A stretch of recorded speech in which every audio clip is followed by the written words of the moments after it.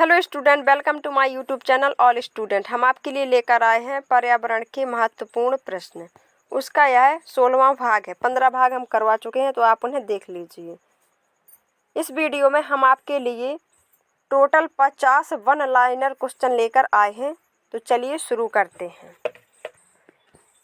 Question number 1, स्थलीय परितंत्रों में सबसे बड़ा परितंत्र होता है। वन पारिस्थितिक तंत्र सबसे बड़ा परितंत्र होता है। क्वेश्चन नंबर 2, रासायनिक तत्वों का जीवमंडलीय पारिस्थितिकी तंत्र में प्रवेश किस माध्यम से होता है। पौधों की जड़ों से होता है। क्वेश्चन नंबर 3, किस चक्र के माध्यम से अजैविक तत्वों का जैविक प्रावस्था से होकर गमन होता है और पुनश्च अजैविक दशा में वापस आ जाते हैं। भूजैव रासायनिक चक्र द्वारा।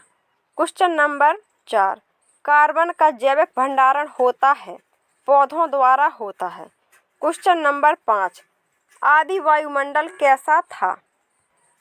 यह अपचायक था। क्वेश्चन नंबर 6, वायुमंडलीय नाइट्रोजन का विभिन्न यौगिकों में परिवर्तन कहलाता है, नाइट्रोजन स्थिरीकरण कहलाता है। क्वेश्चन नंबर 7, अमोनिया लवण के नाइट्राइट एवं नाइट्रेट में रूपांतरण की प्रक्रिया को कहते हैं, इसको कहते हैं नाइट्रीकरण। क्वेश्चन नंबर 8, समस्त फास्फोरस का कितना प्रतिशत चक्रीय मार्गों में सम्मिलित होता है। तो इसका 10% सम्मिलित होता है। क्वेश्चन नंबर 9, पारिस्थितिकीय कार्यशीलता की आधारभूत इकाई क्या है। पारिस्थितिक तंत्र है। क्वेश्चन नंबर 10, पारिस्थितिकी अध्ययन का अंतिम लक्ष्य क्या होता है। पारिस्थितिकी अंतिम लक्ष्य होता है। क्वेश्चन नंबर 11, इकोक्लाइन क्या है। इकोक्लाइन दो भिन्न पारिस्थितिक तंत्रों के मध्य संक्रमण मंडल है। क्वेश्चन नंबर 12, मनुष्य किन कार्यों द्वारा पारिस्थितिक तंत्र में अतिरिक्त ऊर्जा की आपूर्ति करता है। कृषि तथा उससे संबंधित कार्यों द्वारा। क्वेश्चन नंबर 13, जैविक तथा अजैविक तत्वों का संचरण विविध मंडलों में किन तंत्रीय चक्रों द्वारा होता है। तो यह संवृत तंत्रीय चक्रों द्वारा होता है। क्वेश्चन नंबर 14 है, समस्त पृथ्वी की शुद्ध प्राथमिक उत्पादकता कितनी है। तो यह 333 ग्राम शुष्क भाग प्रति वर्ग मीटर प्रति वर्ष है। क्वेश्चन नंबर 15, सामान्य रूप से भूमध्य रेखा से ध्रुवों की ओर जाने पर प्राथमिक उत्पादकता पर क्या प्रभाव पड़ता है। यह कम हो जाती है। क्वेश्चन नंबर 16, पारिस्थितिक तंत्र की स्थिरता का क्या अर्थ है। प्रत्येक तत्व के उत्पादन तथा उपभोग में संतुलन। क्वेश्चन नंबर 17, सर्वाधिक स्थिर पारिस्थितिकी तंत्र में कौन सा होता है। सागर पारिस्थितिकी तंत्र होता है। क्वेश्चन नंबर 18, पृथ्वी का सबसे बृहद पारिस्थितिकी तंत्र कौन सा है। जलमंडल सबसे बृहद पारिस्थितिकी तंत्र है। क्वेश्चन नंबर 19, प्रत्येक पारिस्थितिक तंत्र में प्रकृति द्वारा स्थापित एक व्यवस्था होती है, जिसे कहते हैं अंतः निर्मित स्वतः नियंत्रण व्यवस्था कहते हैं। क्वेश्चन नंबर 20, पारिस्थितिकीय पदछाप के माप की इकाई है भूमंडलीय हेक्टेयर। क्वेश्चन नंबर 21, निम्न में से कौन सरोवर या झील में तेजी से वृद्धि करते हैं। वो जलकुंभी है। क्वेश्चन नंबर 22, वन के पेड़ों की छालों पर उगे मिलते हैं लाइकेन। क्वेश्चन नंबर 23, हैदराबाद में स्थित हुसैन सागर झील किस जीव की वृद्धि से नष्ट हुई। यहाँ पर नष्ट है, नहीं है। तो वह जलकुंभी है, जिसके कारण हुसैन सागर झील नष्ट हो गई। क्वेश्चन नंबर 24, मरुस्थल में उगने वाले पौधे कहलाते हैं जीरोफाइट्स कहलाते हैं, जो मरुस्थल में उगते हैं। क्वेश्चन नंबर 25, पादप वृद्धि हेतु सबसे उपयुक्त है। वह दोमट मिट्टी है। क्वेश्चन नंबर 26, निम्नलिखित में से कौन सा कारक किसी स्थान की वनस्पति निर्धारित करता है। तो वह वर्षा। क्वेश्चन नंबर 27, पौधे किस प्रकार का जल अवशोषित करते हैं। तो वो केश का जल है। क्वेश्चन नंबर 28, मरुस्थल पादप अधिकतर होते हैं मार्शल होते हैं।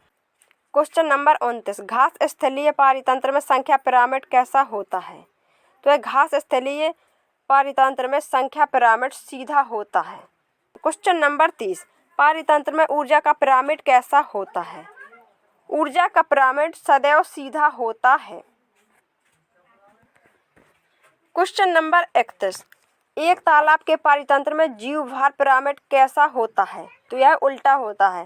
क्वेश्चन नंबर 32, घास स्थलीय तथा वन पारितंत्र में जीवभार का पिरामिड होता है सदैव सीधा।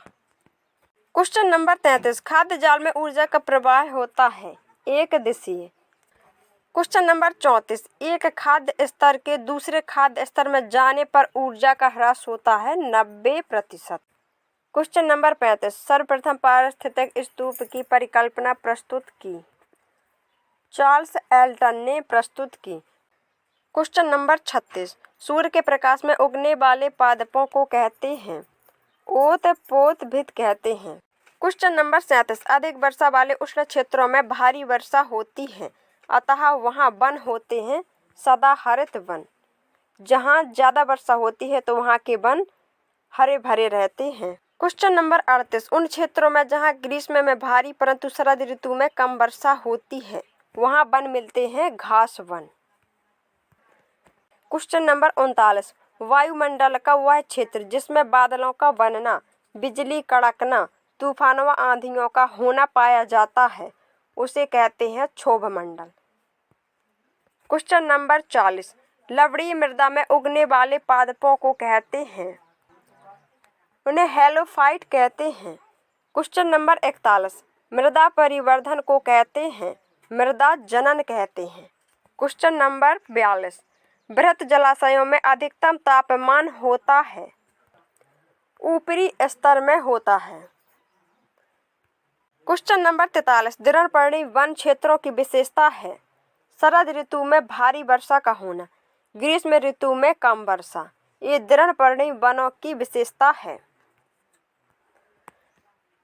क्वेश्चन नंबर 44, वे मृदाएं जिनमें विभिन्न पोषक विलयकों की इष्टतम सांद्रता पाई जाती है उसे कहते हैं सुपोषी। क्वेश्चन नंबर 45, मृदा में उपस्थित अपक्षयित होते कार्बनिक पदार्थों को कहते हैं ह्यूमस।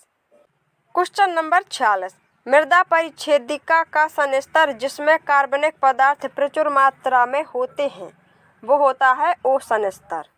क्वेश्चन नंबर 47, नाइट्रोजन यौगिकीकरण करने वाला जीवाणु है? एजेटोबैक्टर।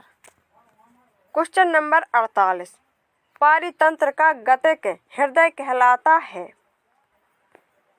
ऊर्जा प्रवाह व खनिज चक्र कहलाता है। क्वेश्चन नंबर 49, पारितंत्र में होती है ऊर्जा व खनिज दोनों की हानि होती है। क्वेश्चन नंबर 50, खाद्य श्रृंखला के आधार पर जीवधारी होते हैं? प्रकाश संश्लेषी पादप होते हैं।